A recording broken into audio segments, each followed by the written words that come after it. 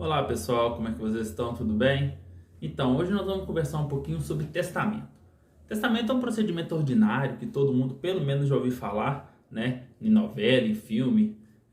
Então, isso já é de um conhecimento mais fácil para as pessoas. Mas eu vou conversar com vocês um pouquinho aqui sobre por que não adotar um testamento e sim um sistema de holding familiar. Vamos lá. Primeiro ponto. O testamento, ele não evita o inventário. Primeiro você tem que fazer cumprir o testamento e depois fazer o inventário. Logo, esse já é o primeiro ponto porque o testamento não é vantajoso. Outro ponto, para fazer cumprir o testamento, você tem que abrir um outro processo judicial que se chama RAC de testamento, que é de registro, abertura e cumprimento desse testamento. Você vai abrir um outro processo judicial para fazer cumprir esse testamento para depois levar para dentro do inventário. Ótimo. Como esse processo é judicial, isso já representa o quê? Uma elevação dos custos. Porque você tem que pagar um outro advogado, outros custos, outras despesas e tudo mais. Sem contar a demora que é inerente ao Poder Judiciário. Não tem como escapar disso. O sistema de holding familiar não tem nada disso. Por isso que a gente fala que o testamento não é o caminho mais apropriado. Não muitas vezes também as disposições testamentárias não agradam algumas pessoas. E o que acontece? As pessoas acabam socorrendo o Poder Judiciário para tentar anular esse testamento. E não se engane, muitas vezes ele é anulado. E com isso a gente conclui o seguinte, que muitas vezes, quando esse testamento é anulado, sequer as disposições testamentárias, ou seja, aquilo que a pessoa tentou organizar, vai ser respeitado, porque o Poder Judiciário interviu e cancelou, anulou o testamento. Um exemplo disso, eu vou contar para vocês alguns. Um exemplo disso é o Marcos Paulo. Para quem não conhece o Marcos Paulo, ele era ator e diretor de novelas. Ele faleceu em 2012 e o inventário dele não acabou até hoje. Bom, ele vivia em união estável e ele tinha 3 filhos. Ele fez um testamento deixando 50% do patrimônio dele para as filhas. E ele também deixou uma coisa que foi meio estranha, como se fosse uma carta, testamento, assim, que ele deixava 60% do patrimônio dele para a companheira. O que acontece foi o seguinte, que as filhas recorreu ao Poder Judiciário para anular esse testamento para a companheira. E só isso você já vê a confusão que foi instaurada nisso. Porque teve o RAC de testamento, tá tendo inventário, teve o processo para anular o testamento, tem a união estável e teve uma medida cautelar também para bloquear os bens. Enfim, o processo vai andando ao longo desses longos anos e em 2021 sai uma decisão que quando você acha que vai pôr final ao inventário, não é. Ele simplesmente saiu a decisão dando a união estável para a companheira dele. Ou seja, nada foi resolvido e está longe de ser resolvido. Outro exemplo emblemático que a gente pode usar aqui é do Gugu. Todo mundo conhece o Gugu. O Gugu faleceu recentemente em 2019. Ele tinha uma companheira, 3 filhos e 5 sobrinhos, que vai fazer mais sentido daqui a pouco. Bom, o Gugu ele fez um testamento para organizar a sucessão dele.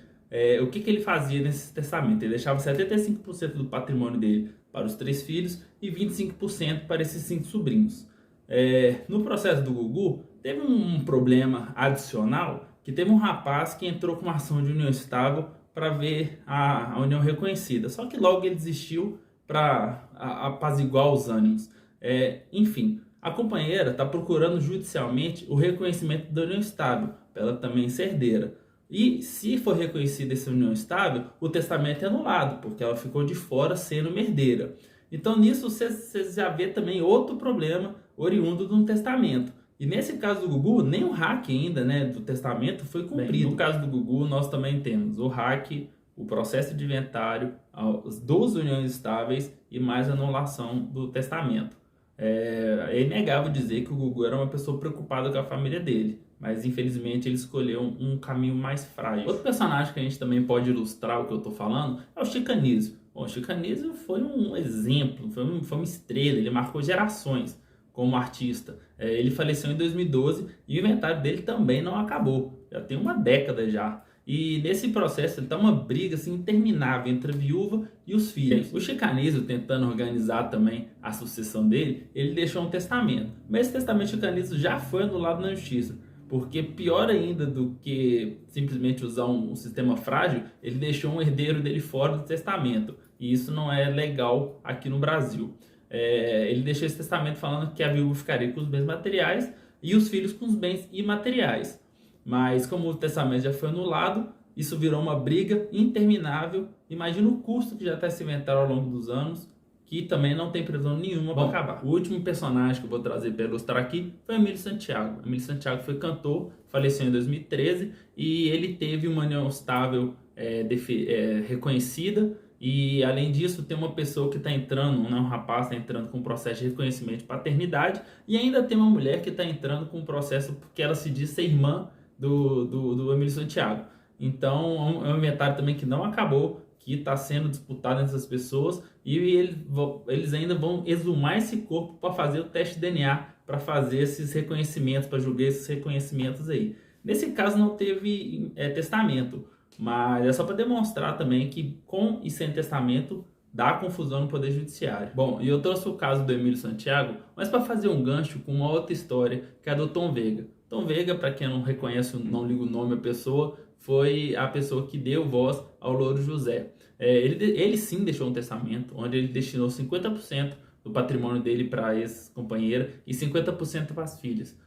O que acontece, e isso é o que a família está falando, que ele já tinha, antes dele falecer, ele já tinha terminado com essa ex-companheira dele. E ele pediu um amigo para ir no cartório para mudar as disposições testamentárias dele, no qual ele iria retirar a ex-companheira dele como herdeira. Então a família está suspeitando de que ele foi envenenado, que foi a causa da morte, e também vai pedir a exumação do corpo.